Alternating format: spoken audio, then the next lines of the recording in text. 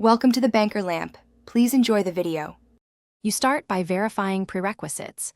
You own the game and any event access.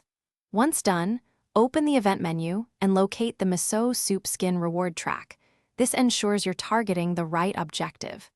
Make sure to note required currency amounts and daily activity caps so you plan clear sessions. You should immediately claim any one-time login bonuses and convert spare items into event tokens. This early conversion speeds progress and prevents wasted currency later in the grind. Now you focus on consistent token accumulation. Play the missions that yield the highest token per minute ratio, prioritize quick objectives and repeatable modes. Once you have boost windows, stack them with mission runs to optimize gains. This is why timing matters.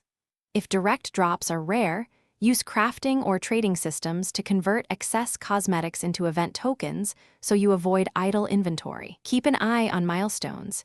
Hitting tiers often unlocks bonus token rewards that finally claim the Miso soup skin from the event rewards and apply it in your loadout. Do this before the event timer expires so nothing is lost. If the skin doesn't appear, first double-check inventory filters and cross-save settings because items sometimes land on a different platform.